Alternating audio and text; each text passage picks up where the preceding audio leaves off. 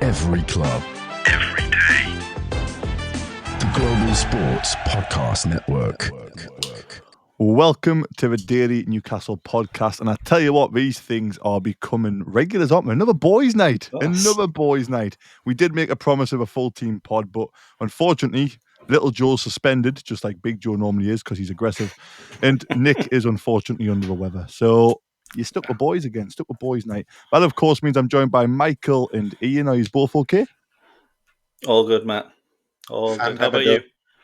I'm living. I've stopped saying living my dream, because I'm incredibly tired. I'm living, but hey, that's all I can ask for. Sometimes I'm happy with that. Right, as we promised last week, right? We promised team of the season, Premier League team of the season. I've got a feeling it's going to be a little bit wild because I haven't done loads of research. I've just went off the players I've liked this season. Ian, I think last time we did a recap, got his team wrong from what he selected, so Ian's more prepared this time. And then we've got the stat man with Michael, who's going to chuck hopefully some stats in, because me and Ian, as always, are a little bit underprepared. We're just saying players we like. We're going to have a coach of the season as well. Again, we're here to just pick who we think has been the best this season. What we are going to try and do, we're going to go through position by position, of course, like we always do when we do these things. We're going to try and agree on a player. We're going to try and make arguments for who should get in. There's 3 of us on the pod, so we can outvote 2-1. So that shouldn't be a problem.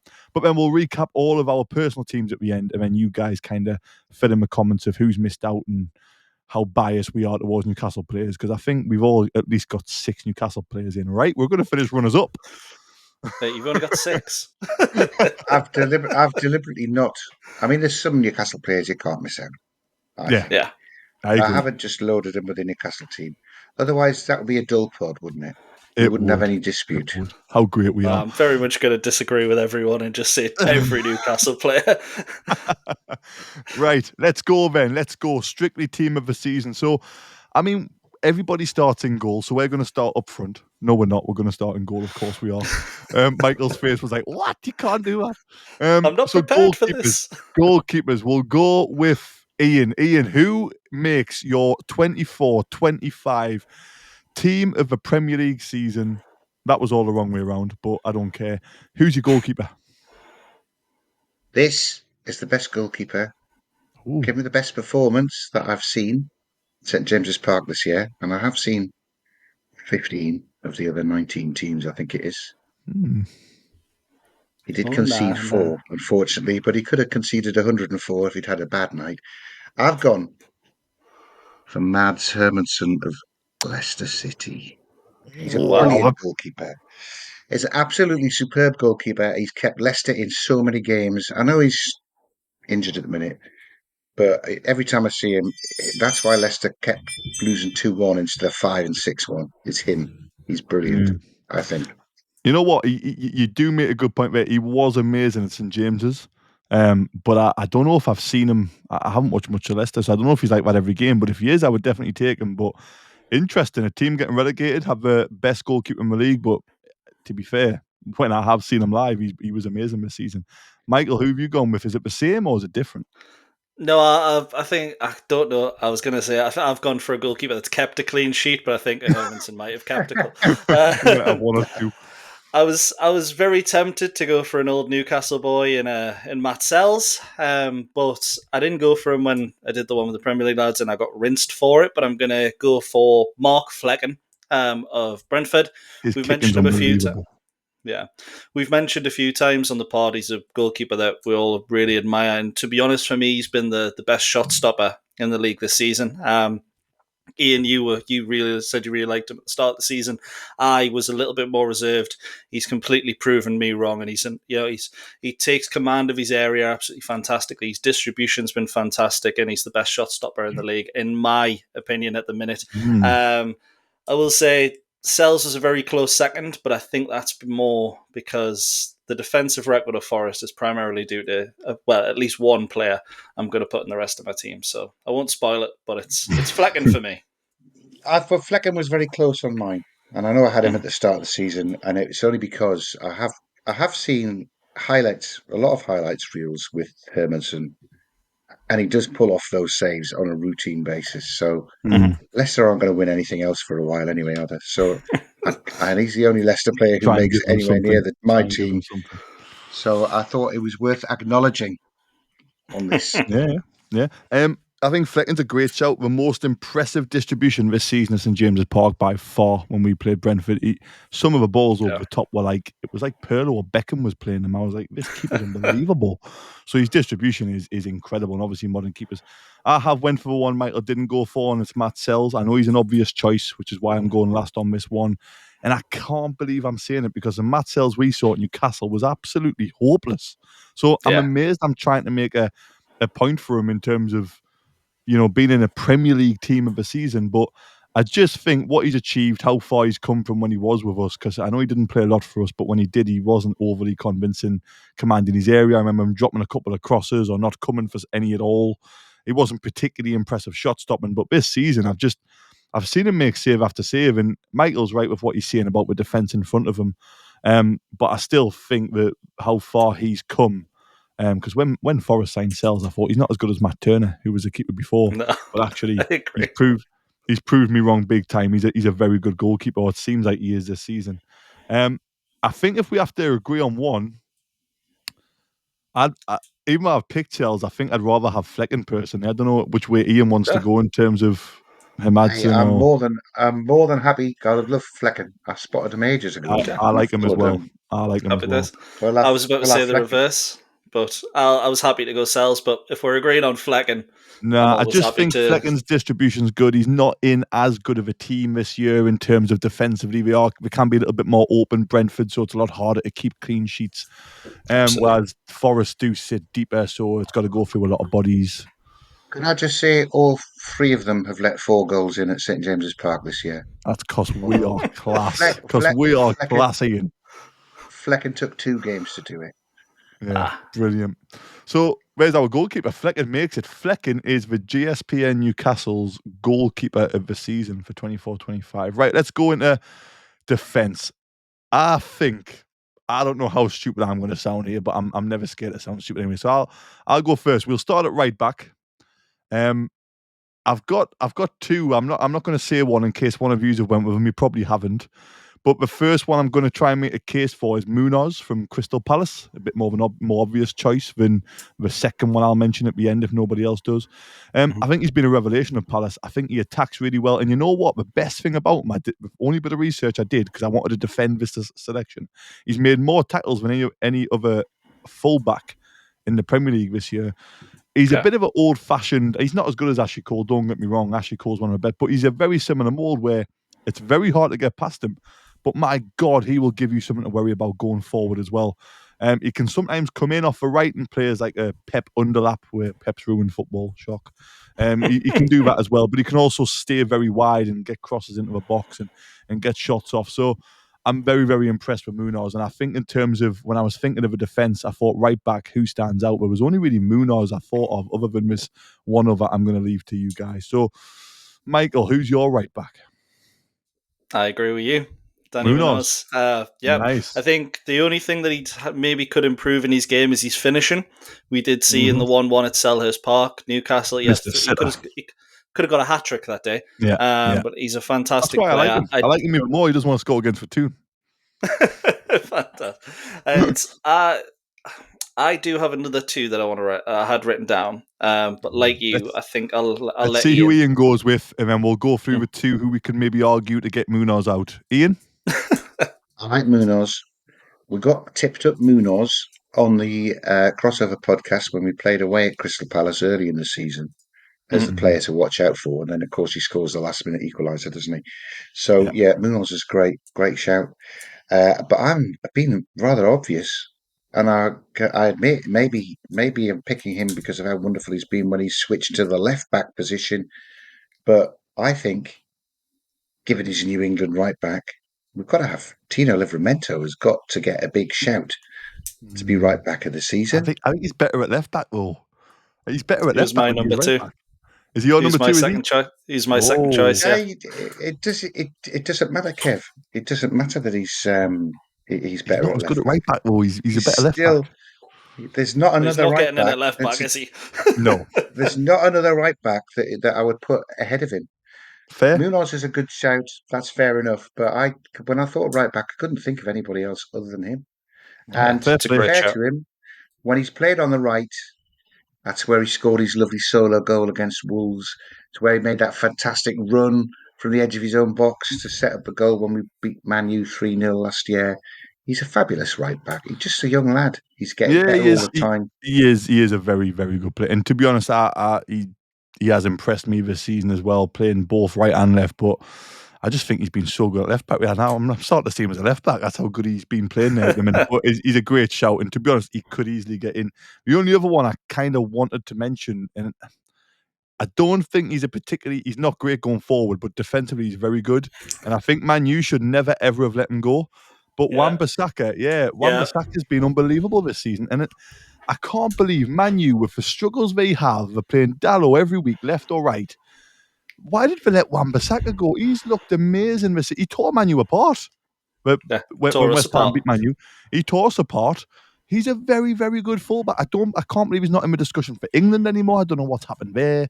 But Wan-Bissaka, I think, has had a great season. And again, in a struggling West Ham team, he stood out. And I think it's very hard to stand out in a poor team like that. But yeah, Wan-Bissaka I was going to make a case for. But I think, are we all agreeing on Munoz as our right back in this team?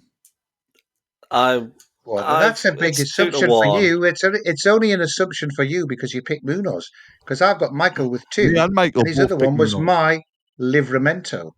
Okay. Yeah, so I guess to be fair, I did say Munoz was number 1 for me. Tino was Final number decision 2. to Michael. You make a final decision, Michael. Tino or Munoz? Who's getting in? I'll go Munoz because I did say Munoz first, and then Tino was my second. So I'll Munoz stick is in, with it. but Tino at the minute is definitely on the bench. He could even convert a left back, but I doubt that because there's been some strong left backs this year. It's very good left backs. Right, Okay. I know this one's going to go over half an hour because we're already 12 minutes in and we've only went through 2 players. So we're going to have the first advert now because they're the lovely people who sponsor us and we deserve a nice segment of this. So we're going to go straight to Bioniq advert and I'll be straight back with the rest of our defence before moving into our midfield. Your body is unique. And Global Sports Podcast Network has partnered with Bioniq, the world's most personalised supplements. Bioniq provide 100% tailor-made supplements designed to deliver precisely what your body needs at exactly the right levels to optimize your health. No guessing. So click the link in the show notes. Use the code GSPN 2025 for 40% off your first month's subscription. Bioniq. Don't settle for off-the-shelf solutions made for just anybody. Get what's right for you right now.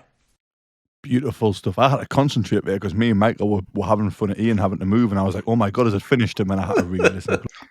I was just checking whether my Bioniq first delivery of my supplement had arrived. I'm really Is it looking there yet? forward Is to it it. there? Quick delivery? No, they've No. got nicotine, Quick delivery? cocaine, No. and solpadine for the headache that you get afterwards automatically. But it's not here, so I'll have to wait. Right. Okay. Preparing for the next day. That's why he's the Don of this channel. That's why he's the Don. Right, we've got Munoz right back in terms of agreement, and we've got Flecken in goal so far, even though there are some very good shouts with Tino, and I think Wan-Bissaka was quite popular on Michael's list as well as mine. So let's go left back. So we've got our 2 full backs in this team. The only person who hasn't went first yet is Michael, so I'm going to come to Michael to go first on your left back, and then I'll go Ian, and then I'll go last again. Go on, Michael. Yeah, for me, left back, I'd mentioned earlier in the season I thought Lewis Hall could have been up there. Unfortunately, he's gotten injured. But one player that's been pretty consistent throughout the entire year is Fulham's Anthony Robinson. He's an absolutely fantastic left back. He's got 10 assists this season already, and every single time Fulham sort of get forward, they do it through that left-hand side, which has been even replicated from Sessegnon being in the team. So maybe it's not as impressive as I think because Sessegnon's been able to replicate it short term, but he's looked so impressive for me this year. I think he's a fantastic player. Kurt, I will say there's another that comes close, but for me, Anthony Robinson. If we didn't have Lewis Hall, I'd be throwing the checkbook at him.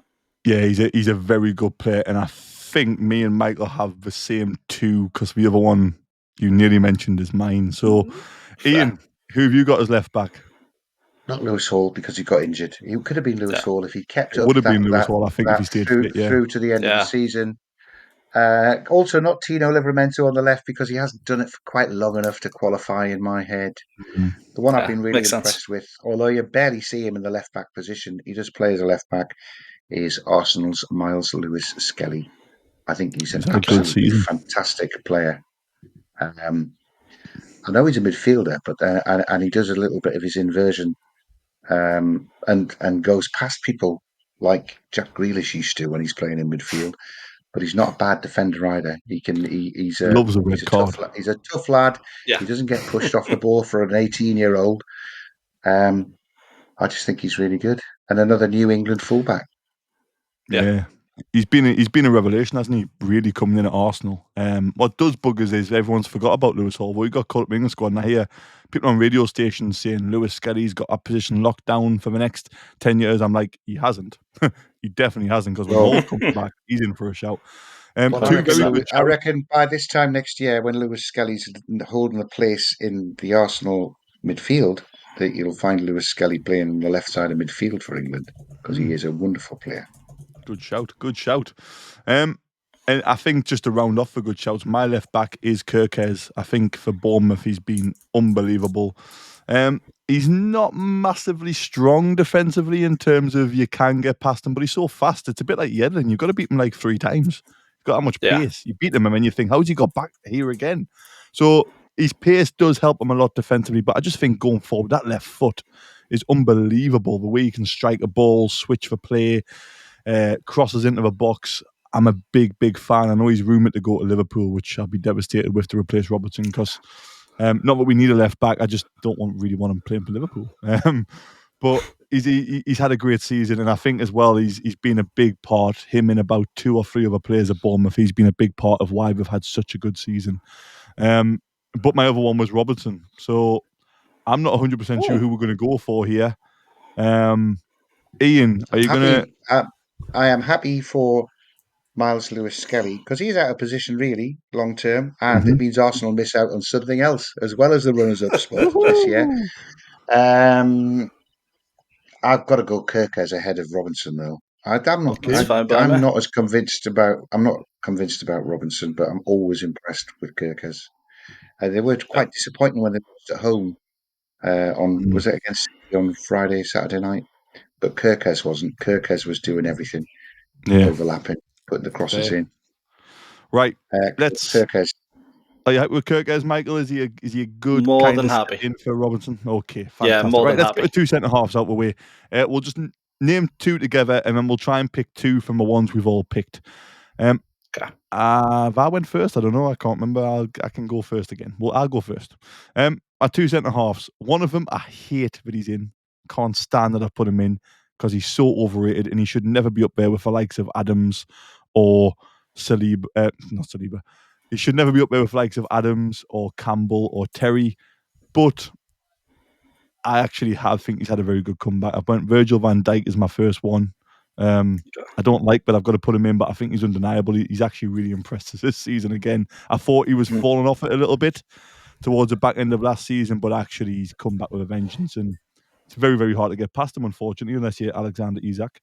And my other centre half is Huijsen from Bournemouth. He's now getting linked this morning to Real Madrid for 50 million. He's getting linked to Liverpool as well. So, and I thought at St James's Park he was so good. When Bournemouth beat us and beat us well at St James's, a lot of it was down to how good him and Zabani were. Zabani almost got in, but Huijsen for me is younger, he's fresher, and he just looks so comfortable on the ball. And defensively, he's not too bad either. So my 2 centre halves are Van Dijk and Huijsen. Ian, who are your 2 centre defenders? Huijsen's excellent choice. Van Dijk. He's had a good season. Van Dijk's a bit of a cheat. Yeah, I didn't want to put him in. I didn't want to put him in. Running around elbowing Anthony Gordon in the bloody ear for no reason and getting away with it. I think he plays on his reputation too much. And he was pretty dog for part of the season when he was coming back from being injured. Not Van Dijk. My 2 are Murillo at Nottingham Forest, who is a player I just love. I think he can do everything. And just when you think he's done everything, he then has a shot from 30 yards, which is on target and travelling at the speed of sound. And I don't know how you boys can overlook the man who surely it's his season. Dan Burn, got to be in. Dan Burn, so dependable, so reliable. Another New England cap. So I know it's not just me. Tommy Tuchel's helped me with my choices. I think I've got Dan Burn and Murillo at Nottingham Forest. Two excellent choices, to be fair. This is going to be hard to agree on two for me and Michael. Any more to add, or are you agreeing with some of us? So I'm agreeing with one of the choices, and that is Murillo from Nottingham Forest. I nearly went Milenkovic because I think he's been one of the signs of the season, but Murillo is just, he's so impressive. Ian's the whole of that said, Forest back four, Sells is in because he's part of a back five. Yeah. The whole of that back five works so well together. Yeah. Although they didn't in the first half at St James's Park for some reason, but they haven't at all against us this season. An aberration. No. Yeah. And my second is one that I don't think is going to go down very well, but it is Gabriel from Arsenal. For me, he is without a doubt one of the most dominant centre-backs in the world.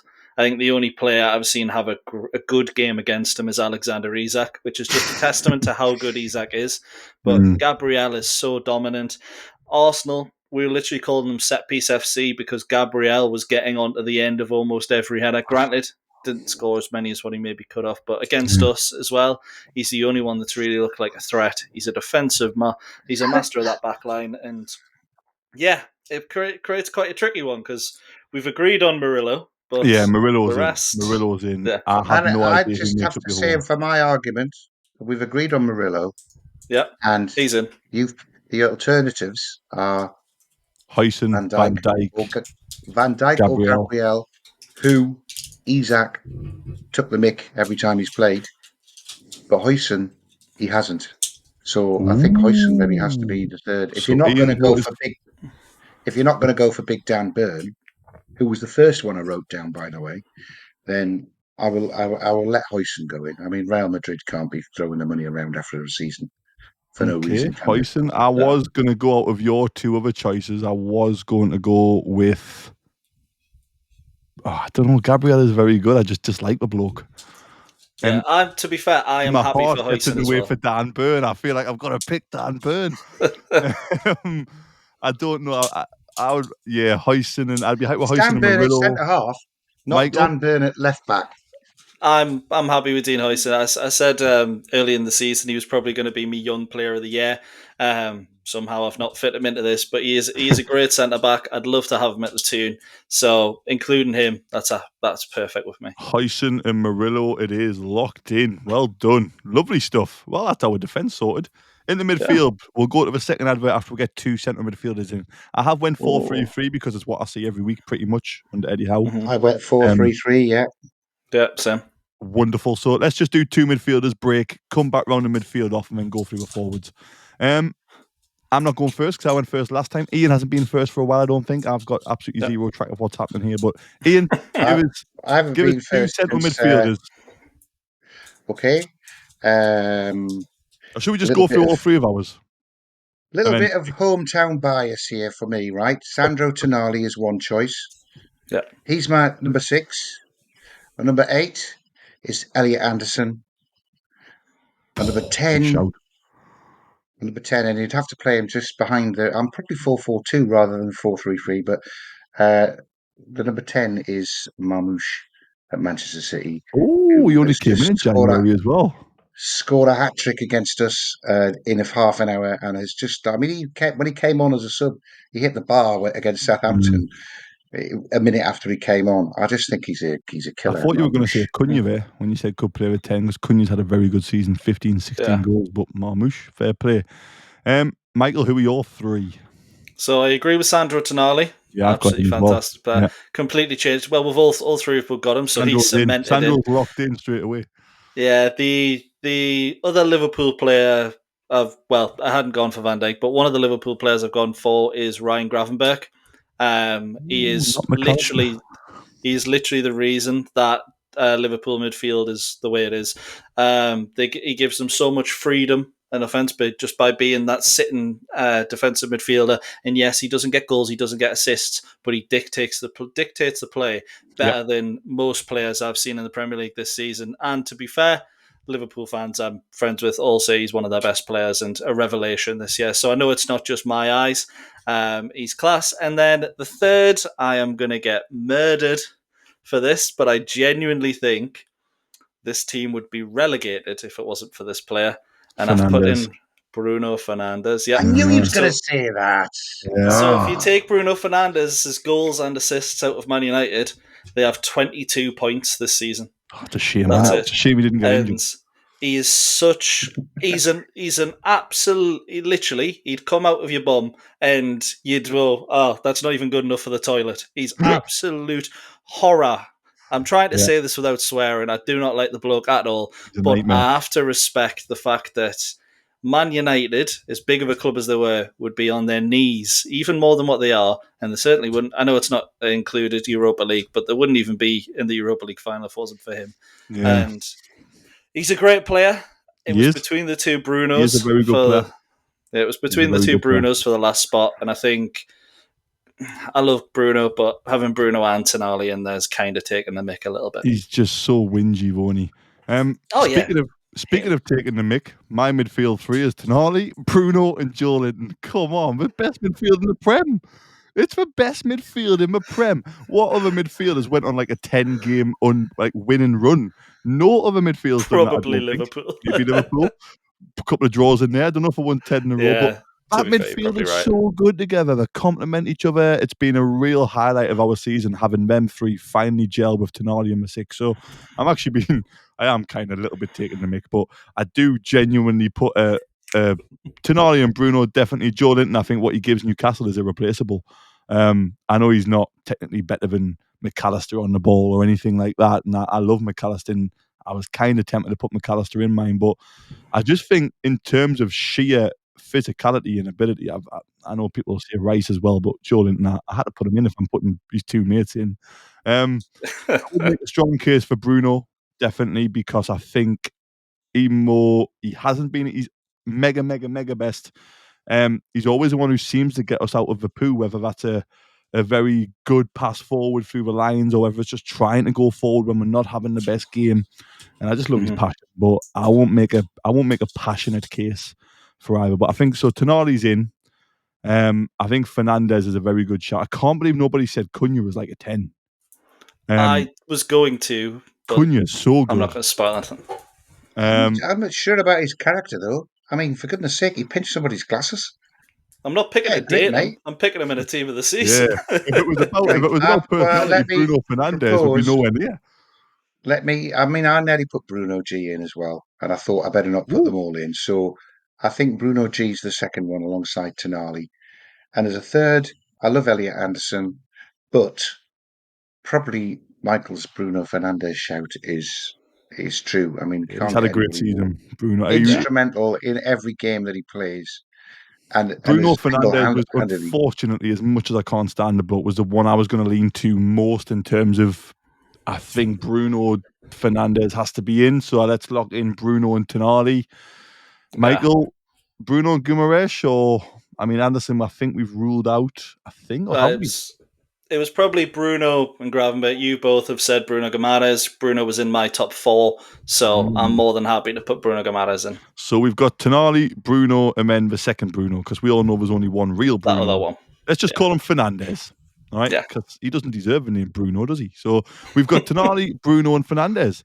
That rounds off our midfield. Lovely, actually. Nice little time. So let's go to our second advert of the episode, which will be, it can only be done by Michael. His last 2 performances have been insanely good. If you haven't listened to them, go back and listen to them just for that, really. Forget the content, just listen to the adverts, you strange people. Everyone skips the adverts normally. But anyway, Michael, take it away. Here at the Global Sports Podcast Network, we've spent a lot of time selecting our delivery platform, perhaps even longer than we spent picking our team of the season. But Zencastr, it definitely came out a clear winner in that position. With 4K video recording from your phone and AI editing that automatically removes all those ums and ahs, it's super easy to start a podcast that sounds great and is delivered efficiently. If you're ready to tell your story, check out the link in the show description to learn more about Zencastr. Well done, Michael. Thank you very much. Wonderfully done as always. Right. 2 kind of inside forwards, I'm assuming we've got. Is that right? Yeah, pretty much. I think one's probably undeniable because he's on verge of history in terms of Premier League numbers. Jacob Murphy, yep. So can we all tick off Jacob Murphy? No. Can we all tick off Mohamed Salah? Do we all have Salah in, surely? I did, No. yes. No. Oh. Well, he Right, hasn't done we've anything. got mine and Michael's. He's gone Mine really and Michael's quiet, right hasn't he? winger. Mine and Michael's right winger is Salah. Ian, who's your right winger? Put Salah in then. I'm going to keep mine to myself. No. No, I had Semenyo down because I think he's such a fantastic player, and I think he's been great all of the way through. And he switches across and does the other side as well. But for injury, that might have been where I picked my Man United player, because the one that I am particularly impressed with, scared of when we play against them, is Amad Diallo. He is absolutely sensational. I'd agree. I don't think we've seen how sensational he's going to be. Close. But yeah, if you've got, I mean, yeah, Salah, of course, it has had a phenomenal season. But to be honest, he's not been that phenomenal since they lost the Carabao Cup. I just think and he was absolutely pants in the Carabao Cup. He was. That's why I like him even more. He wants to play for Newcastle deep down. He really does want to play for Newcastle deep down. I can sense it. But you're right. To be fair, he makes a good point. He hasn't really been the same in recent weeks. But I mean, he could do absolute naff all for since March onwards. But what he did before March won them the league pretty much. So yeah, I think for me, Salah's undeniable. I think he's definitely got to go right wing. Left wing is going to be interesting. Michael, it's definitely your turn to go first. Who's your left winger? Why? So this is where I've put in Matheus Cunha. I was thinking about putting him in at the number 10, but I also thought if you're playing a 4-3-3, you probably want someone that can drop in as the centre mid rather than the 10. So I forced him in at left wing. Not that he's played there all that much, but he'd be more rotating behind. I don't know why I'm explaining tactics. We don't need to. But not 15 goals. No, 15 goals and 6 assists for a team that realistically was under Gary O'Neill was looking to be relegated. Weirdly enough, Wolves, when he was out suspended, looked better than they've been the entire season. But I think when you look at him as a player, he's so much better than that Wolves team. I like Cunha, yeah.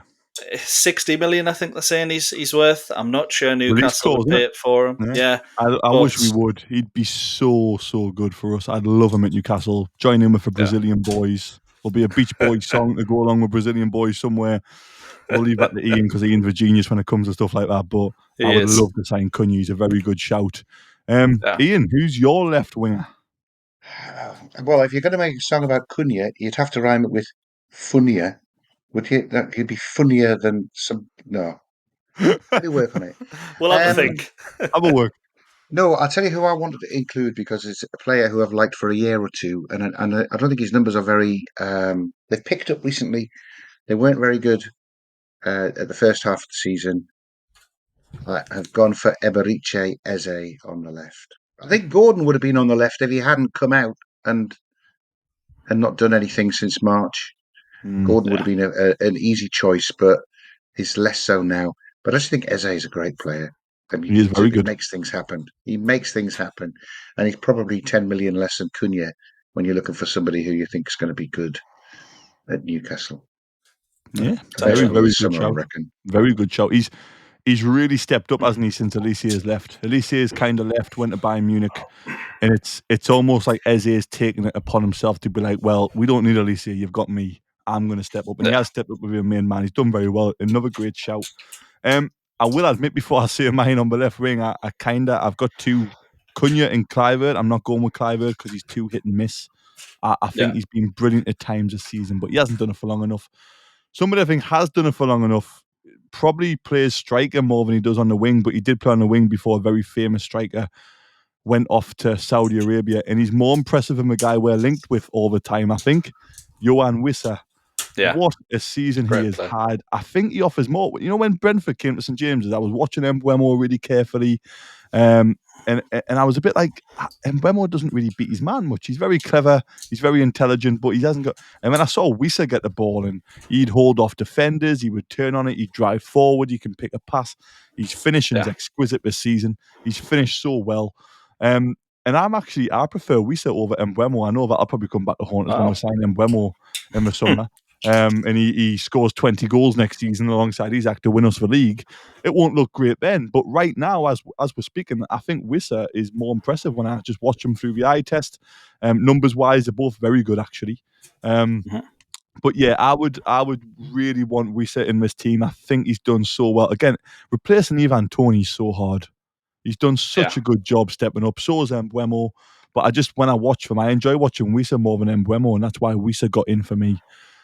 So we need to pick here out of Eze, Wissa and Cunha. That's a difficult choice, by the way. If I had to go for one of your guys' picks, just because I've got them written down, and I think Eze might have had a bit of a dip in the middle of the season, I would go Cunha if I had to pick one of your guys's.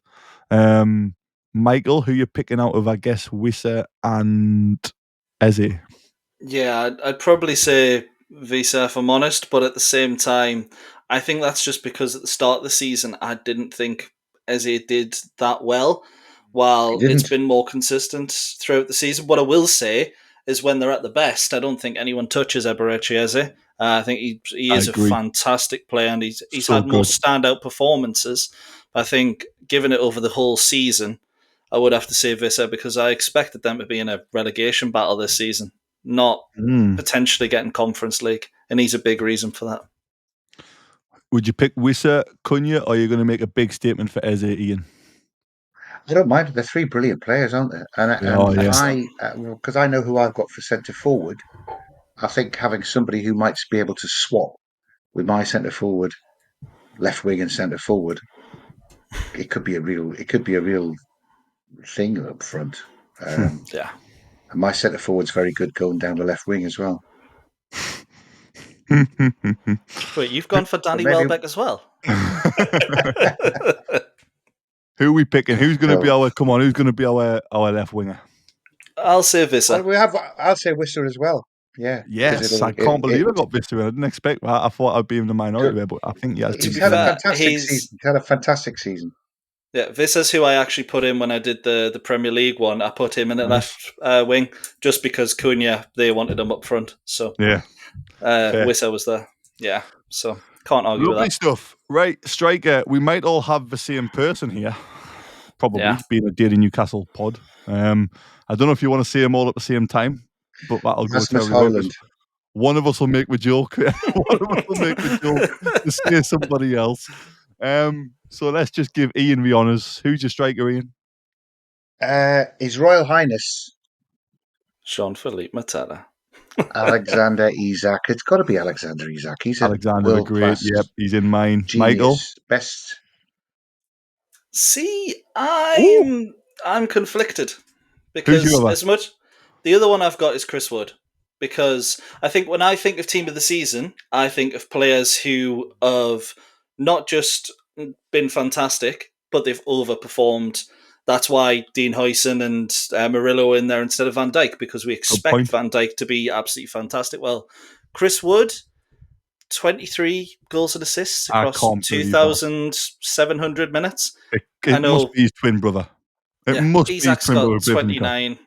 29 in like 2,600, something like that. He's fantastic, but I do expect Alexander Isak to be hitting those kind of numbers.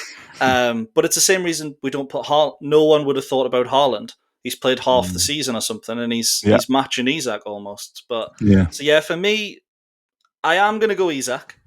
But I was torn between Isak and Chris Wood. I think Wood's a good show. I just can't believe it's the same player. I think it must be a different Chris Wood. They must have signed somebody else who has the name Chris Wood, who looks a lot like the Chris Wood who played for us, with similar traits to the Chris Wood who played for us, but somehow puts the ball in the net now. I know he did a job for Newcastle, and it was at the time we were at, but I could never have ever have seen Chris Wood getting over 20 Premier League goals in any team. Yeah. Put it this way, if he was working at McDonald's, he would have been sacked. Exactly. I think I've said on the previous pod he's one of the worst strikers I've seen in black and white because he couldn't move. He was literally like a plank of wood, and I was like, "Come on, you got to win headers at least." He didn't even win headers. So the fact he's got 23 goals, did you say? 20 goals, 3 assists. 23 goal contributions with 20 goals is very impressive. I would obviously go Isak as well. I went Isak. Are we agreeing on Isak, Ian, or do you kind of want to make a last minute gasp for Chris Wood? Absolutely. I'm not going to have a last minute gasp for Chris Wood. He's a good striker. He's just doing his job, as Roy Keane would say. Same as Ollie Watkins is. He's doing his job. Ollie Watkins is terrible. doing his job. He's a great striker, scores goals, but that's what you expect him to do. Isak's special. Isak's a special player. He's lit up the Premier League this year. He's the only one who's getting anywhere near Salah. And Chris Wood, we saw him put the header over the bar after 4 minutes against Leicester. So that miss has cost them Champions League qualification, so we can't pick him. Good. I like it. Isak. You know what? That's an argument I can get behind. He did score a brilliant header later on, of course. A lovely diving header to go 2-1 up. But there you go. Who cares about that? Yeah, didn't happen. Brilliant stuff. Well, let's go through the GSPN Daily Newcastle team of the season. We've got Flecken in goal. We've got Munoz right back, Murillo and Huyson as centre halves with Kirkes left back. Tonali and Bruno make the midfield. Well done, boys. Brilliant effort. And we've got Fernandes alongside them. And then we've got Salah right wing, Wissa left wing with Isak. What a front three that is, by the way. Isak in the middle of them. Imagine having to face Salah, Wissa and Isak. Just interchanging positions. It'd be impossible. Nobody's stopping that. Can you just confirm for me there, Kev, as you ran through that? That is Salah and Salah alone from Liverpool. No Arsenal players. No Manchester City players. No Chelsea players. No Tottenham players. Confirmed. Well, I've got to tell you what, that big six is definitely down the toilet Big Six now, isn't it? is dead. Tune in tomorrow for the Big Six is Dead episode. What a way to leave it on. I've thoroughly enjoyed this tonight, lads, so thank you very much. And again, anybody listening, let us know in the comments who we've missed out, because we've given some honourable mentions to lots of players. Wan-Bissaka actually got more than one honourable mention, which was impressive. Cliver, Cunha, Elliot Anderson got a shout as well, ex-Geordie. So again, let us know who we've missed, why we are completely wrong with who we've picked. But if there's anything from you two guys, I'm very happy with this episode. All good? Just following up my observation that we've got hardly any of the Big Six players picked. Probably half of who we picked will be playing for the Big Six at the start of next season. But that's just the way of the world, isn't it? Unfortunately. We're now the Big Six. Yeah, we're all coming to Newcastle. Yeah, 50 players like Chelsea next year. Oh, yes. What I will say is this team needs a manager. Oh, yeah. I almost forgot. Michael, thank God you're here. Manager. Let's all. It's all right. Alex Isak is bringing Eddie Howe after the training session to link up with them, because he can't pick anybody else other than Howe. Although you said you had somebody else, Michael. I would agree. Go for Eddie Howe. Oh, no, don't give it away. I was going to say, I would agree. You can't pick anybody else other than Eddie Howe. Michael? What's more impressive, getting top 4 with Newcastle or getting top 7 with Nottingham Forest? It's not top 4 with Newcastle. It's second. Top 3, let's say. Second with Newcastle. It's not confirmed at this point. It's not confirmed. Granted, and cup winners. If you say to me, overall, who's had a better year, it's probably Eddie Howe because of the cup win. But if you're talking about a Premier League season, everybody expects us to be fighting for top 4. And to be fair, we're probably not going to have more than 70 points, which is what we had when we finished 4th last time. Nuno, Nottingham Forest, nobody expected that. And when you look at the team on paper, it's not as good as Aston Villa, Newcastle, etc. So for me, Nuno Espirito Santo, from the dreadful job at Tottenham Hotspur, revived his career in Saudi, come to Nottingham Forest, and he's done absolutely fantastic. And if any chairman of any football club want to tell me otherwise, well, you've got a lot more money than me, but you're an idiot. Should we make a deal? Nuno has had a great season, right? But Eddie Howe is going to have runners-up. They're definitely top 2. And he's done all of that whilst suffering and recovering from double pneumonia, for goodness sake. Jason Tyndall came in and was like, God. He needs a medal. He needs a medal. Let's make a deal then. Let's make a deal. I think this is potentially fair because I agree. It can only be out of them two, really, can't it? Let's say if Nottingham Forest finish in the top 6, so we'll pretty much beat Chelsea. If Forest finish in the top 6, our manager will be Nuno. However, if Forest don't finish in the top 6, I think we've tailed off too much towards the end of the season, and that's why Eddie deserves it. Because let's face it, from where Forest were, we should be finished in the top 6. If he's a top manager, he should be finishing there from where he was. So if Forest do finish in the top 6, we'll have Nuno, and if they don't, we will have Eddie. Although I shouldn't be making my deal. I should have just went with 2 against 1 and went Eddie. But let's be fair. Let's keep this interesting until the end of the season, eh? Do you agree with that, If Eddie Ian? finishes, I think Nottingham Forest can finish 3rd. But if Eddie Howe takes Newcastle to runners up, he still should be manager of the season. But I'm happy if Eddie just manages to, draw at Arsenal, draw against Everton, and qualify in 5th place. Then it can be Nuno. Okay. If they're 6th. So the end result is we don't know who our manager is yet. Only time will tell. Only time will tell. Personally, obviously, I would go Eddie. So would Ian. But Michael's made a great case for Nuno to the point where we've had to create a deal to end it. Anyway, it has been an absolute pleasure. Thank you very much. It's been amazing. There may be a crossover episode tomorrow waiting for the Arsenal boys to get back to us. If there's not, there'll be a preview. Sure, there'll be a preview. Very scared. We've battered them 3 times this season. What a lovely place. They haven't scored against us yet. They haven't scored against us yet. What a lovely place to end our Premier League team this season by building up our Arsenal preview. Thank you very much as always. It's been a pleasure. Make sure you listen to us next time. Every club. Every day. The Global Sports Podcast Network.